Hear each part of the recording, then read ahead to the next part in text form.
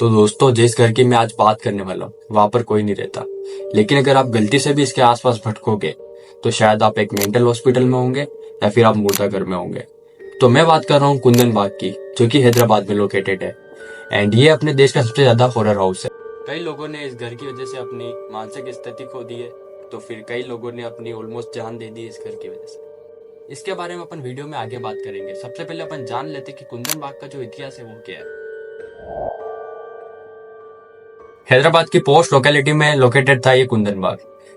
ऐसा कहा जाता था कि कुंदन बाग में जो घर थे वो सिर्फ अमीरों के घर हुआ करते थे, और अभी के टाइम पे जो ये घर है ये द हाउस ऑफ कुंदन बाग के नाम से फेमस है। जैसा कि मैंने आपको बताया, कुंदन बाग में सिर्फ अमीर लोग रहते थे, लेकिन वहीं पे एक चोर था जिसने कुंदन बाग पे एक हफ्ते से नजर रख रखी थी कि कब ये लोग जो है सोते हैं, कब ये लोग अपनी लाइट ऑफ करते हैं, कब चालू करते हैं, कब गार्डन में टहलने निकलते हैं वगैरह।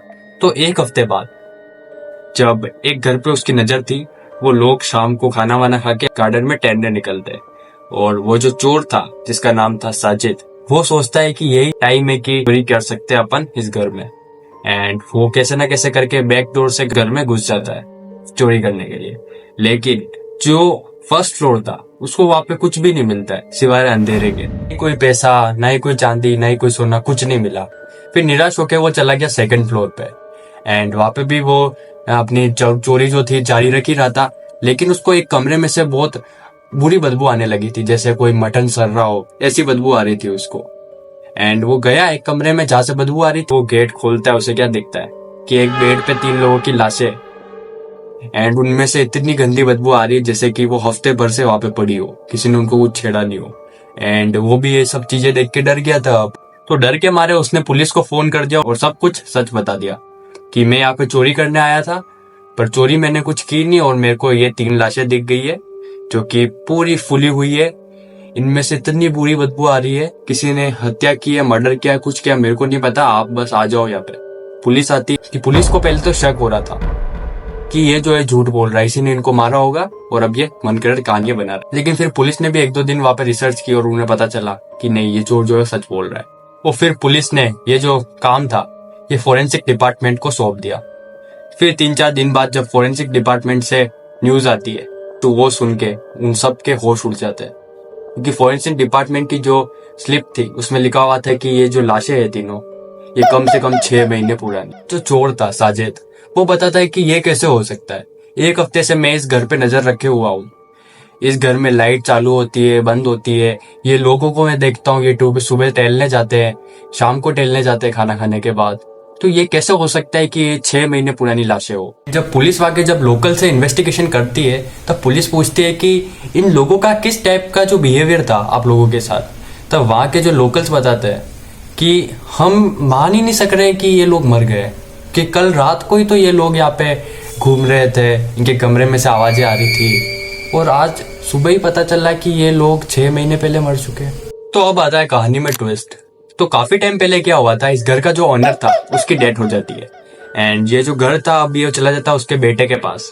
एंड जो उसका बेटा था वो यहाँ पे नहीं रहता था, वो रहता था अमेरिका में, एंड अमेरिका में रहता था और उसका यहाँ पे इंडिया आना जाना नहीं होता था।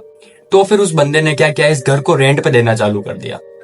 लेकिन इस घर पे जो भी रहने आता है वो 1 महीने से ज्यादा इस घर में नहीं रह पाता। पता नहीं क्यों 1 महीने से ज्यादा कोई टिक ही नहीं पाया इस घर में। 1 महीना होता और सब निकल लेते। और फिर काफी टाइम बाद यहाँ पे रहने आते हैं एक औरत और उसके 2 बच्चे। ये वही लोग हैं जिनकी डेड बॉडीज मिली थी। वहाँ के लोकल्स की माने तो वो लोग बहुत ज्यादा वियर्ड थे, क्योंकि कभी उनके बच्चों के हाथ जो थे खून से रंगे हुए होते थे, या फिर कभी उनके जो कमरा था उनमें कोई मोमबत्ती लेके घूमता फिरता था। पुलिस ने जब इन्वेस्टिगेशन की तब उन्हें पता लगा कि इनकी जो मौत है वो जहर पीने की वजह से हुई है, क्योंकि जब ये मरे थे इनके पास ही एक खाली फिनाइल की बोतल भी मिली थी।